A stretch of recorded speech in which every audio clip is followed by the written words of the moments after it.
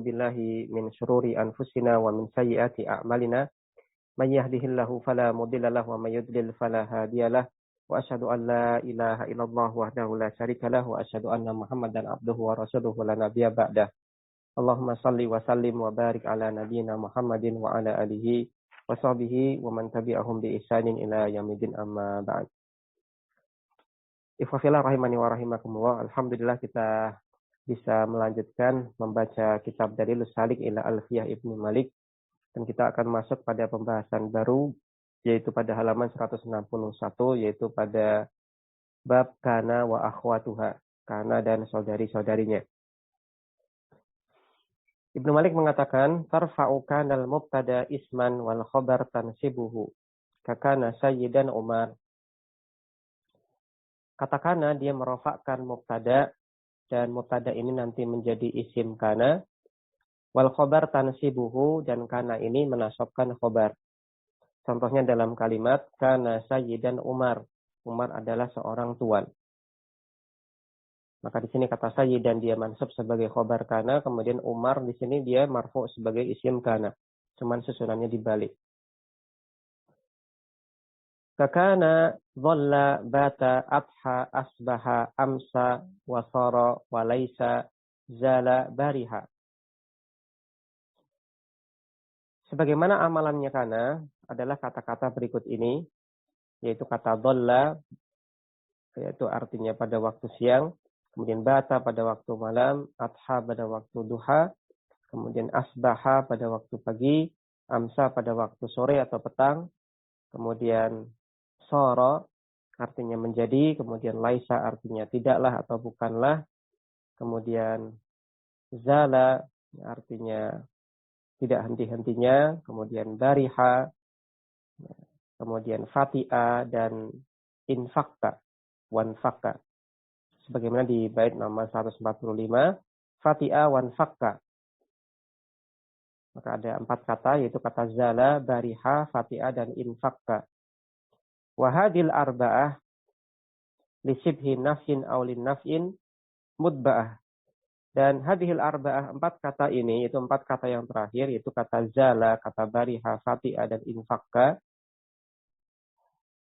Mudba'ah ini terletak setelah lisibhin nafyin. Terletak setelah kata yang dia mirip dengan nafi. Aulin nafin, atau terletak setelah kata yang menunjukkan makna nafi. Ya, maksudnya di sini kata zala, bariha, fatiha, dan infakka, dia senantiasa didahului oleh huruf nafi atau yang semisal dengan huruf nafi, contohnya adalah la nahiyah. Ya, sehingga nanti menjadi ma zala, ma bariha, ma fatiha, man fakka. Kemudian nanti ada fi'il mudhari'nya, maka menjadi la yazalu, la yabrahu, la yafta'u, la yanfakku. Maka 4 kata ini semuanya artinya adalah tidak henti-hentinya ataupun senantiasa, dan senantiasa didahului oleh huruf nafi ataupun huruf yang semisal dengan huruf nafi, contohnya adalah la nahiyah. Wa mithlu kana dama. Dan kata yang semisal fungsi dengan kana dalam masalah merofakkan mubtada menasabkan khobar adalah kata dama. Namun untuk kata dama ini ada syaratnya, yaitu masbuqan bima. Dia harus didahului oleh ma, yaitu ma masdariyah. Sehingga nanti menjadi madama. Contohnya adalah dalam kalimat ka'ti madumta musiban dirhama. Ka'ti, ya, i'ti, ya, berilah, madumta selama, musiban dirhama, engkau memiliki uang. Ya, selama engkau musiban, ya, ditimpa dirhama, dirham. Maksudnya apa? Hendaknya engkau beri, hendaklah engkau suka memberi selama engkau masih punya duit. Pensyarah mengatakan, lamma farragha Ibnu Malik rahimahullah minal kalami 'alal mubtada'i wal khabari. Ketika Ibnu Malik telah menyelesaikan pembahasan tentang mubtada dan khabar, syara'a fi dzikri nawasihil ibtida'i. Maka beliau mulai pembahasan tentang nawasikh ibtida. Nawasikh ibtida Ya, nawasikh artinya adalah nawasikh jamak dari kata nasikh, artinya adalah yang menghapus.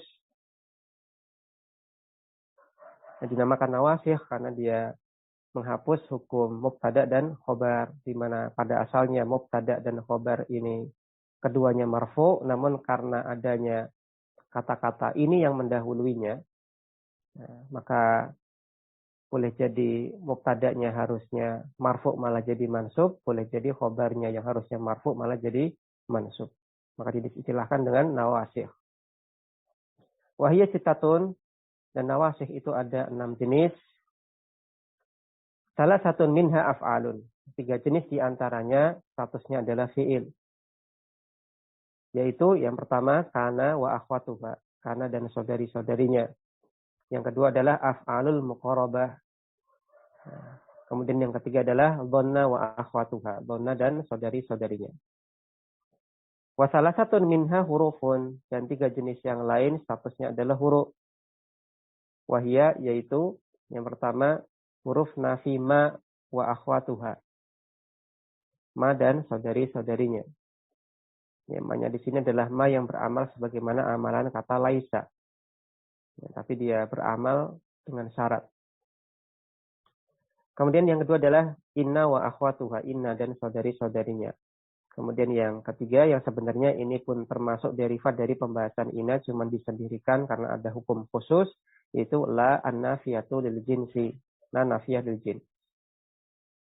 Wa likulli naw'in babun mustaqilun, dan untuk setiap jenis nawasikh tersebut ada babnya sendiri-sendiri. Jadi nanti akan dibahas secara tuntas di babnya sendiri-sendiri. Kalau di bab ini yang kita bahas adalah kana dan saudari-saudarinya saja. Wa tasmiyatuha bin nawasikhi, dan penamaan kata-kata tadi dengan istilah nawasikh, ya kana dan saudari-saudarinya, inna dan saudari-saudarinya itu dinamakan nawasikh. Li'anna naskha, karena kata nasakh fil lughah dalam bahasa Arab yutlaqu 'alal izalati, digunakan dengan makna izalah, menghilangkan. Wa hadhil af'alu wal hurufu tuzilu hukmal mubtada'i wal khabari wa tughayyiruhu. Dan fi'il-fi'il serta huruf-huruf tadi, yaitu kana dan saudari-saudarinya, inna dan saudari-saudarinya dan seterusnya, dia menghilangkan hukum mubtada dan khabar dan mengubahnya. Ya, maksudnya adalah pada asalnya tadi mubtada khabar harusnya marfu semua. Tapi karena gara-gara didahului kana misalkan, maka khabarnya jadi mansub. Didahului inna, khabarnya mubtadanya jadi mansub. Maka dia menghilangkan hukum asal mubtada khabar yang harusnya kedua-duanya marfu wa tughayyiruhu, dan mengubahnya. Mubtada harusnya marfu jadi mansub, khabar harusnya marfu jadi mansub gara-gara didahului oleh kata-kata tadi. Fakana wa akhwatuha, maka untuk kana dan saudari-saudarinya tarfa'ul mubtada'a, maka dia merofakkan mubtada. Wa yusamma ismaha, kemudian mubtada ini dinamakan isimnya, yaitu isim kana atau isim dari saudari-saudari kana, tergantung nanti saudari kana apa yang masuk dalam kalimat. Kalau yang masuk amsa ya kita katakan saudari amsa, kita namakan isim amsa dan seterusnya. Dan para ulama menyampaikan bahwasanya, ya, kenapa di sini kita katakan merofakkan mubtada? Ya, kenapa kita katakan merofakkan mubtada? Bukannya mubtada itu pada asalnya memang sudah marfu. Nah, kenapa di sini diistilahkan merofakkan mubtada? Apakah sifat marfu yang ketika kemasukan kana itu berbeda dengan sifat marfu yang sebelum kemasukan kana? Apakah demikian sehingga para ulama harus mengatakan tarfa'ul mubtada, merofakkan mubtada? Maka ringkasnya jawabannya adalah sebagian ulama memandang demikian.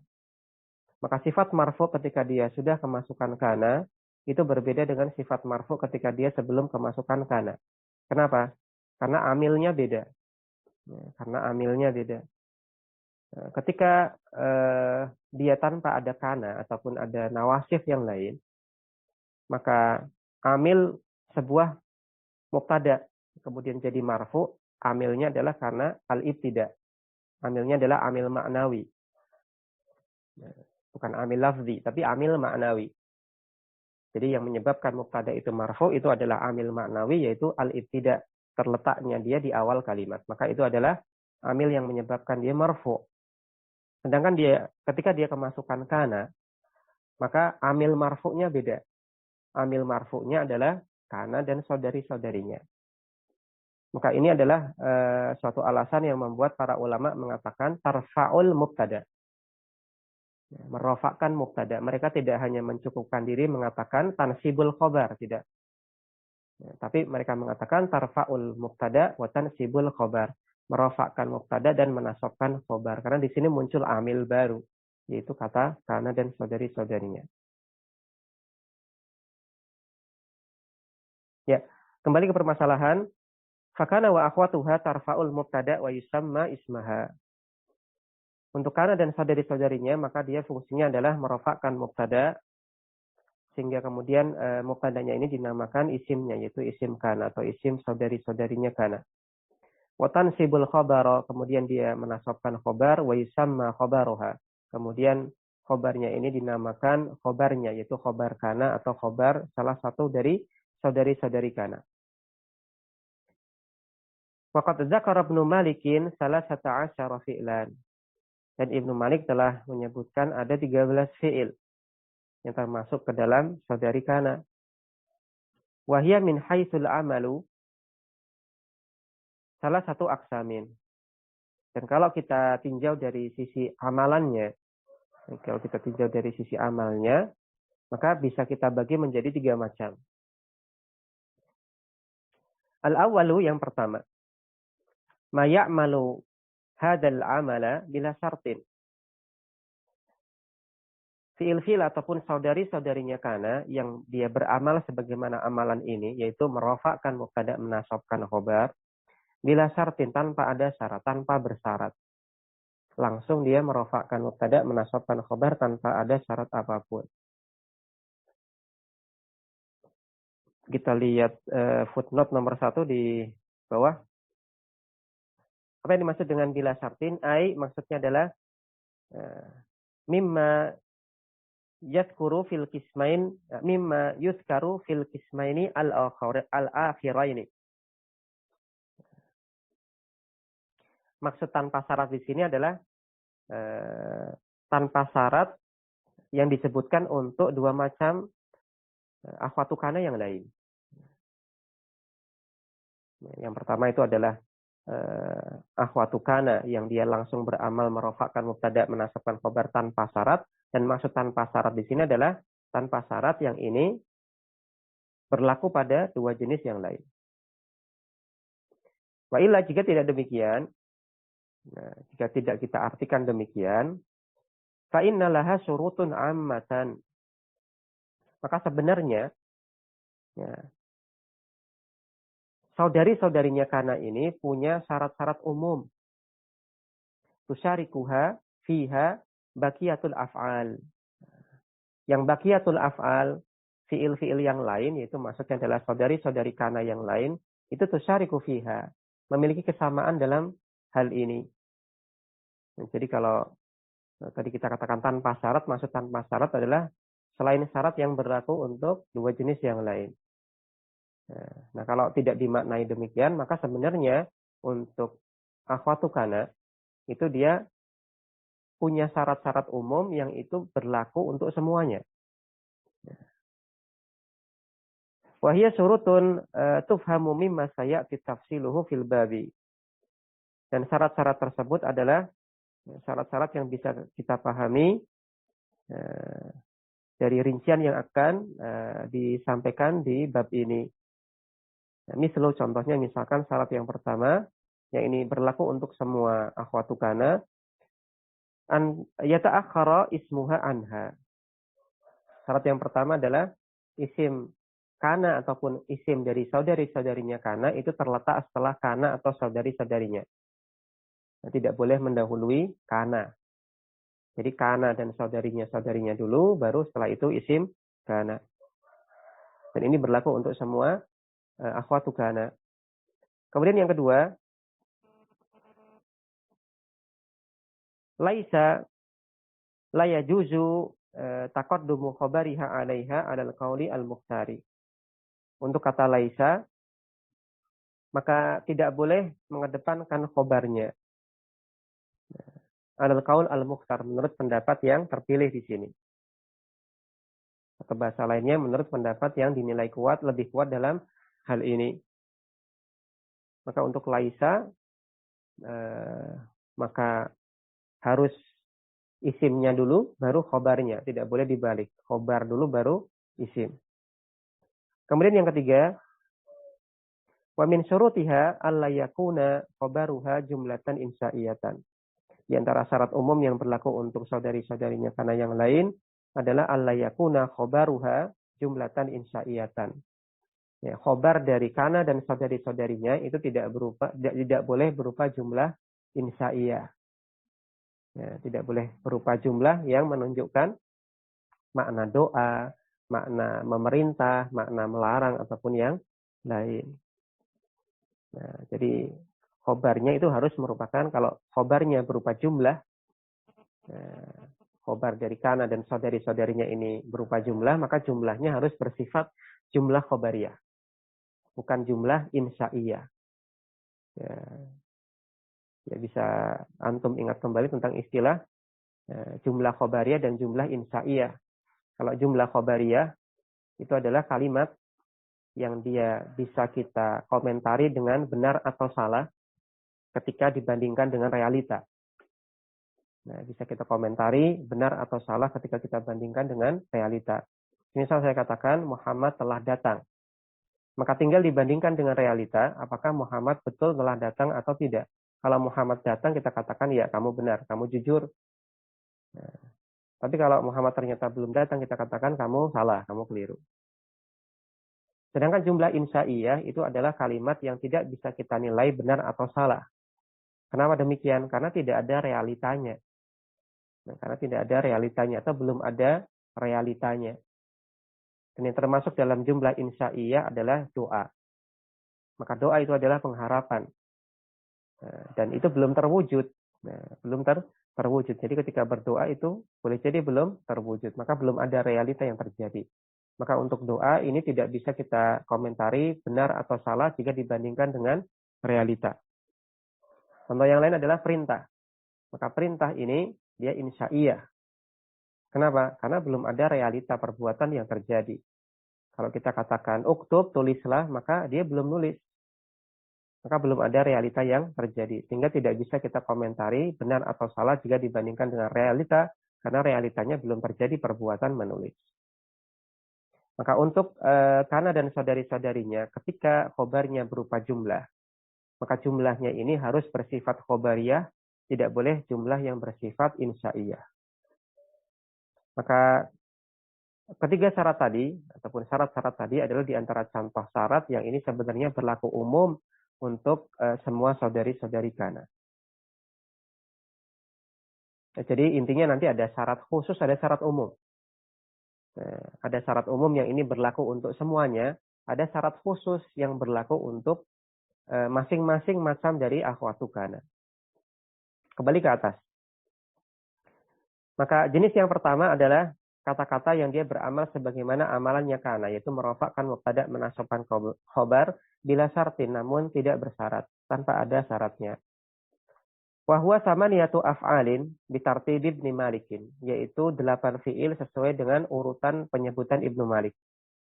Yaitu kata kana itu sendiri, kemudian kata dhalla, kemudian kata bata, kemudian kata adha, kemudian kata asbaha, kemudian kata amsa, kemudian kata soro, kemudian kata laisa. Ada 8. Contohnya dalam kalimat laisat taktiru mahmudan.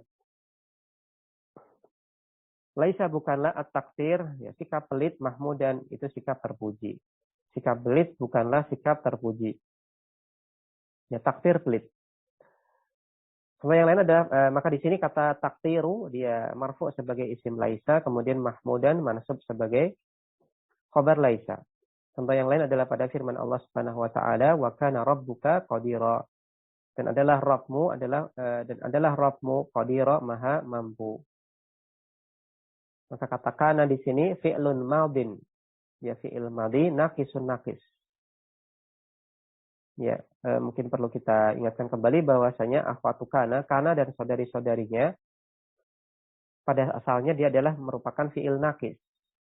Jadi kalau muncul kana dan saudari-saudarinya, maka kita kembalikan ke hukum asal, yaitu hukumnya dia adalah fi'il naqis. Karena dia adalah fi'il yang membutuhkan mubtada khobar, bukan malah membutuhkan fa'il. Ya, umumnya fi'il itu butuhnya fa'il, sedangkan di sini ada fi'il, tapi dia membutuhkan mubtada dan khobar, atau masuknya pada mubtada dan khobar, sehingga dinamakan fi'il naqis, fi'il yang tidak sempurna. Maka apabila kita jumpai kana dan saudari-saudarinya, maka hukum asalnya adalah kita sikapi kana dan saudari-saudarinya ini sebagai fi'il naqis. Kembali ke permasalahan, dalam contoh wa kana rabbuka qadira di surat Al-Furqan 54, maka kata kananya di sini dia merupakan fi'lun madhin naqisun. Fi'il madhi naqis. Yarfa'ul isma wa tansibul khabara, dia merofakkan isim, itu merofakkan mubtada, wa tansibul khabara, dan menasabkan khabarnya. Adapun kata rabbuka di sini ismuha berkedudukan sebagai isim kana marfu'un, i'rabnya marfu'. Wal kafu adapun dhamir kaf pada rabbuka mudhafun ilaih berkedudukan sebagai mudhaf ilaih.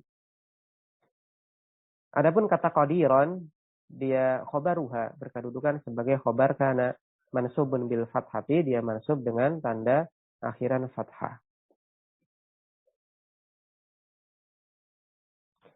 Kemudian kita masuk pada jenis yang kedua atau macam yang kedua. Asani yang kedua adalah ma ya'malu bi syarti an yataqaddamahu nafyun. Kita baca nafyun, bukan nafyun tapi nafyun. Au nahyun au du'aun. Yang kedua adalah akhwatu kana yang dia beramal, yaitu merofakkan mubtada, menasabkan khabar. Bisyarti, namun dengan syarat. Dengan syarat, syaratnya apa? An yataqaddamahu nafyun au nahyun au du'aun. Syaratnya adalah didahului nafi. Atau didahului oleh nahi. Ya terjemah dalam bahasa Indonesianya nafi, nahi. Cuman dalam bahasa Arabnya kita baca nafyun, nahyun. Didahului oleh nafyun. Ya, nafyun marfu' sebagai fa'il dari kata yataqaddama. Au nahyun, nahyun ataf ke nafyun. Au du'aun, du'aun ataf ke nafyun. Yang dia beramal sebagaimana amalannya kana, merofakkan mubtada, menasabkan khabar, namun dengan syarat didahului oleh nafi, nahi, atau du'a. Wahwa arba'atun, yaitu ada 4 kata. Kata yang pertama adalah kata zala. Namun kata zala di sini adalah kata zala yang mudhari'nya adalah yazalu. Zala, yazalu. Kita lihat footnote nomor 1. Zala allati mudhari'uha yazalu laisa laha masdarun musta'malun. Kata zala yang bentuk mudhari'nya adalah yazalu, dia tidak memiliki masdar yang musta'mal, yang bisa kita gunakan. Ya artinya apa? Dia tidak punya bentuk masdar. Kata zala yazalu, dia tidak punya bentuk masdar. Amma zala, adapun kata zala allati mudhari'uha yazilu, yang bentuk mudhari'nya adalah yazilu, famasdaruha az-zailu, maka bentuk masdarnya adalah az-zail. Wahya fi'lun tamun, maka kalau zala yang mudhari'nya yazilu, dia merupakan fi'il tam, bukan fi'il naqis. Laisat minal af'alin nasikhati, dia tidak termasuk dalam fi'il nasikhah. Ya intinya kalau zala ini mudhari'nya yazilu, ini bukan pembahasan kita. Dia bukan akhwatu kana. Wa maknaha, dan maknanya, yaitu makna zala yazilu artinya adalah mayyaza, membedakan. Wa fasola, dan memisahkan. Semisal dalam kalimat zil kutubaka an kutubi. Zil, bedakan atau pisahkan kutubaka, kitab-kitabmu, an kutubi, dari kitab-kitabku. Ya pisah itu. Ya, pisah kitabmu sama kitabku dipisah. Itu zala yazilu. Wa kadza zala allati mudhari'uha yazulu. Begitu pula untuk kata zala yang bentuk mudhari'nya adalah yazulu. Fa innaha fi'lun lazimun. maka dia adalah fi'il lazim. Fi'il yang tidak butuh objek. Ya intinya dia fi'il tam juga, ya fi'il tam. Fi'il yang sempurna dia butuhnya fa'il. Jadi butuhnya fa'il. Namun di sini dia fi'il lazim tidak butuh objek. Walaysat minal af'ali an-nasikhah. Dan dia juga tidak termasuk dalam af'al an-nasikhah. Dia bukan pembahasan kita. Wa maknaha dan makna zala yazulu artinya adalah halaka. Ya binasa, wa faniya, hancur, wantaqala, dan berpindah. Semisal pada firman Allah Subhanahu wa taala, "Innallaha yumsikus samawati wal arda an tazula." Sesungguhnya Allah Subhanahu wa taala menahan langit dan bumi supaya tidak hancur. Wala inzalata dan seterusnya, apabila keduanya hancur dan seterusnya. Maka di sini ada kata tazula, ini berasal dari kata zala yazulu, yang artinya adalah hancur atau binasa. Wa masdaruha dan masdar dari kata zala yazulu adalah az-zawalu. Yaitu zawal. Wa sa'adkuru dzalika insyaallah, dan aku akan sampaikan hal tersebut insyaallah. Ya, akan dijelaskan di tempatnya oleh penulis pensarah di sini. Kembali ke atas. Ya. Kata yang pertama adalah kata zala yang bentuk mudhari'nya adalah yazalu. Kemudian yang kedua adalah kata bariha. Kemudian yang ketiga adalah kata fati'a. Kemudian kata yang keempat adalah kata infakka. Pada kata infakka, hamzahnya adalah hamzah wasol. Sehingga tidak kita baca apabila didahului oleh kata yang lain. Nah, misal di sini, wan fakka. Kita baca wan fakka. Aslinya infakka. Maka ada 4 kata yang dia punya harus bersyarat, ya bersyarat supaya beramal sebagaimana amalannya kana, yaitu disyaratkan padanya didahului nafi, nahi atau doa. Yaitu kata zala, kemudian kata bariha, fati'a, dan infakka. Fa misalun nafi, maka contoh untuk yang didahului oleh huruf nafi, misalkan la zalal bardu qarisan. La zala masih saja atau tidak henti-hentinya.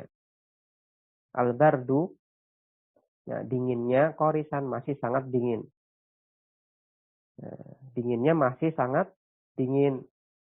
Ya, la zala atau la yazalu atau mazala ini terjemah bebasnya masih, ya masih saja.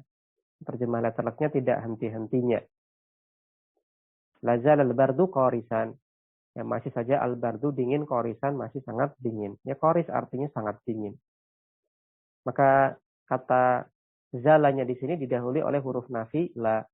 Kemudian al-bardu marfu sebagai isim lazala, kemudian qorisan mansub sebagai khobar lazala.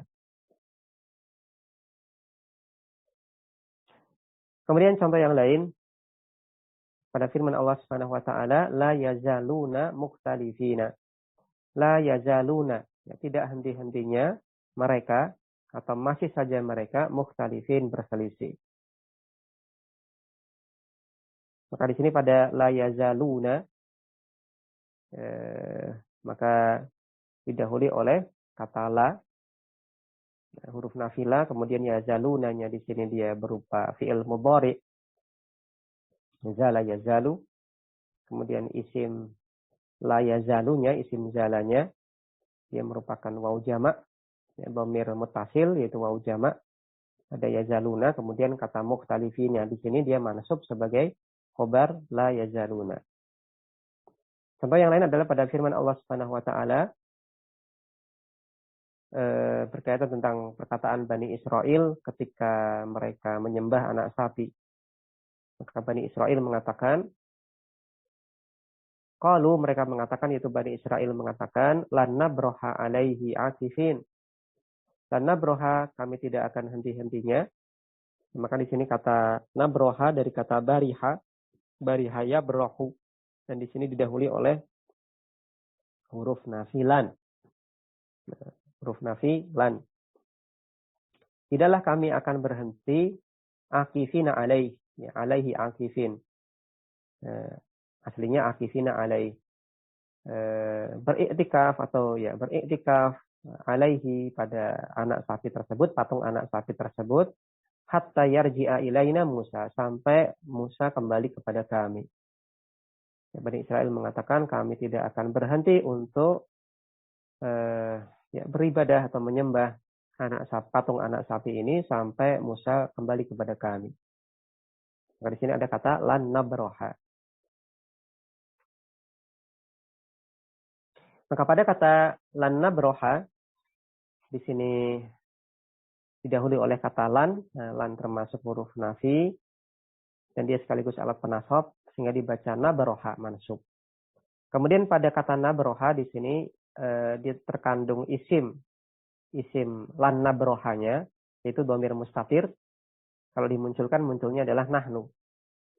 Kemudian pertanyaannya mana khobar lan nabroha? Jawabannya adalah khobar lan nabrohanya adalah kata akifin.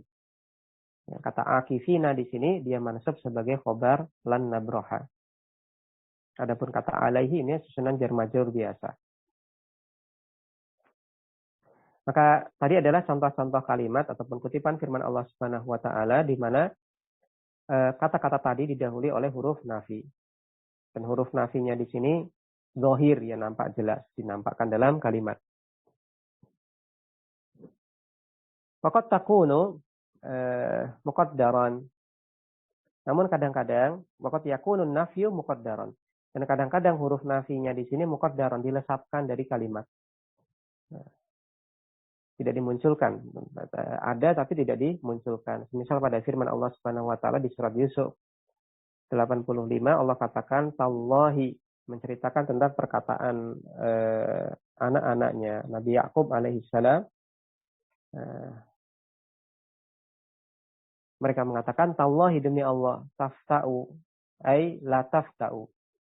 Tafta'u tidak henti-hentinya engkau tazkuru Yusuf, mengingat Yusuf wahai ayahanda. Maka di sini ada tafta'u ay aslinya adalah la tafta'u, tidak henti-hentinya engkau. Ya, engkau tidak henti-hentinya, masih saja engkau. Nah, demi Allah wahai ayahanda, masih saja engkau mengingat Yusuf. Wa misalun nahyi, dan contoh yang didahului oleh nahi. Kalau tadi kan didahului oleh nafi. Gimana contoh yang didahului oleh nahi?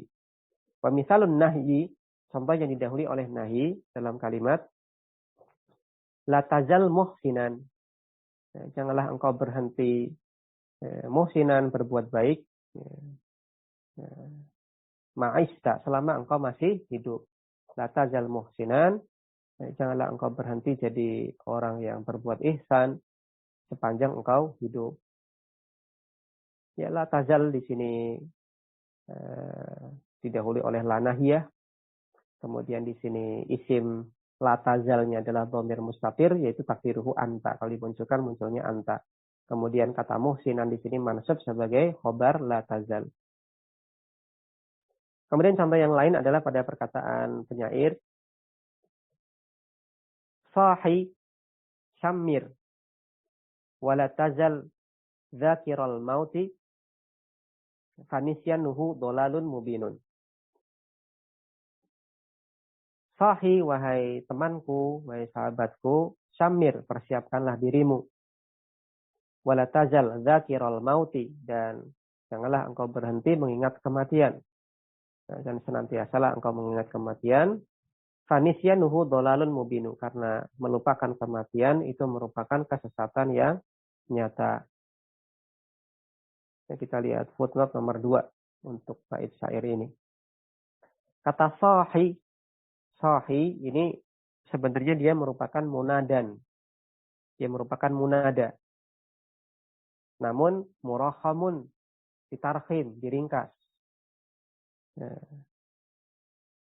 Apa itu tarkhim? Wa tarkhimu hadfu akhiril munada. Tarkhim itu artinya adalah, maksudnya adalah menghapus akhir dari sebuah munada. Misal kita bilang ya Aisyatu, ya Aisyah. Kemudian ditarkhim, diringkas menjadi ya Aisyu, ya Ais. Diringkas, aslinya Aisyah itu kemudian diringkas jadi ya Ais. Bagaimana yang kita ketahui pada bab tarkhim. Maka tarkhim artinya adalah meringkas akhir dari kata yang berkedudukan sebagai munada.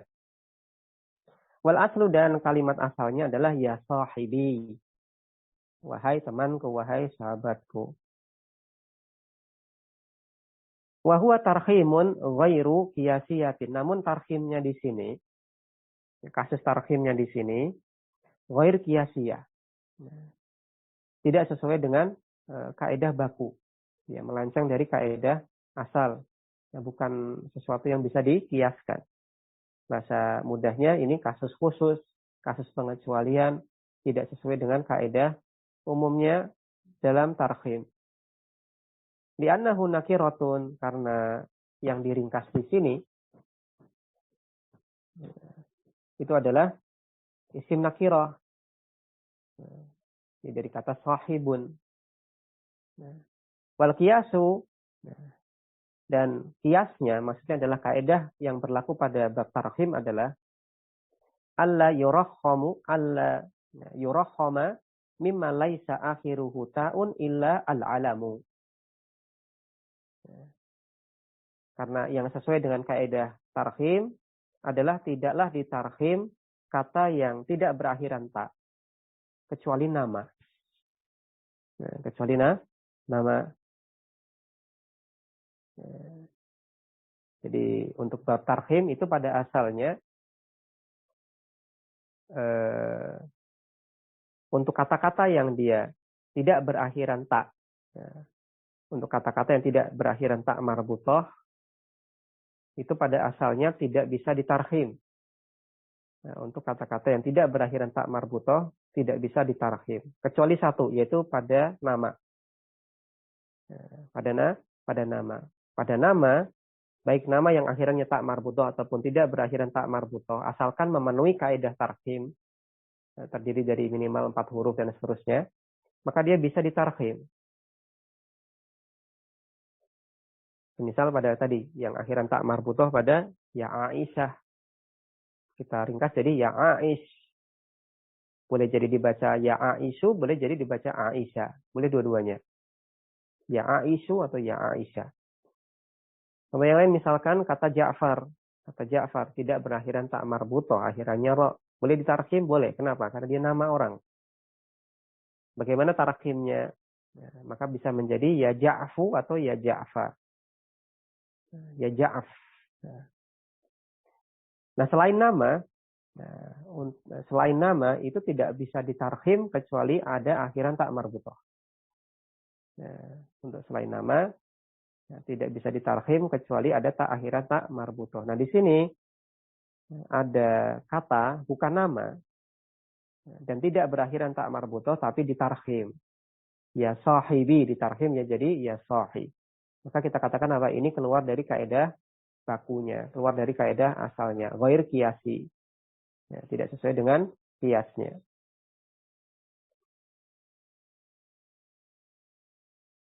Kemudian kata samir, kata samir di sini dia merupakan fi'lu amrin, fi'il amr. Apa yang dimaksud dengan samir? Artinya adalah ista'idda lil mauti. Hendaklah engkau bersiap-siap untuk menghadapi kematian. Bil amali as-solihi, dengan melakukan amal soleh. Wa taubatin nasuhi, kemudian taubat nasuha. Wal khuruji min hukukil ibad, dan juga melepaskan dirimu dari hak-hak hamba yang masih ada pada tanggunganmu.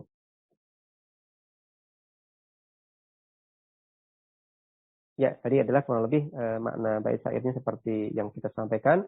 Sahih wahai temanku, wahai sahabatku, samir, ya persiapkanlah dirimu. Wala tazal dzakirul mauti, dan janganlah engkau berhenti untuk mengingat kematian. Fanisyanuhu dhalalun mubin, karena lupa akan kematian merupakan kesesatan yang nyata. Maka pada la tazal dzakirul mauti, ya, la tazal dzakirul mauti. Maka di sini kata zala yazalunya didahului oleh huruf la. La-nya la nahiyah. La tazal, janganlah engkau berhenti. Mana isim la tazalnya? Maka jawabannya adalah isim la tazalnya adalah dhamir mustafir, takdiruhu anta. Kemudian khobar la tazalnya adalah kata zakiro, zakirol mauti. Zakiro di sini mansub sebagai khobar la tazal. Kemudian wa misal du'ai, contoh yang didahului oleh doa. Dan ini tentunya kita perlu mengetahui tentang kebiasaan penggunaan kalimat dalam kebiasaan orang Arab yang ini mereka memaksudkan untuk berdoa. Jadi perlu mengetahui hal itu, dan mengetahui konteksnya. Ya, tidak hanya sekedar kaidahnya. Contoh dalam kalimat la zala baitukum ma'muran bi taatillah. Maka la zalanya di sini maksudnya adalah doa. Ya, semoga senantiasa baitukum rumah kalian ma'muran, dimakmurkan bi taatillah dengan ketaatan kepada Allah Subhanahu wa taala. Maka la zalanya di sini maksudnya adalah doa. Ya, semoga senantiasa. Kemudian kata baitukum di sini marfu sebagai isim lazala. Kemudian ma'muran di sini dia mansub sebagai khobar lazala. Al-qismus tsalis, jenis yang ketiga ataupun macam yang ketiga adalah yang beramal, yaitu merofakkan mubtada dan menasabkan khobar sebagaimana amalan kana, namun dengan syarat didahului oleh ma masdariyah dzarfiyah. Harus didahului oleh ma masdariyah dzarfiyah.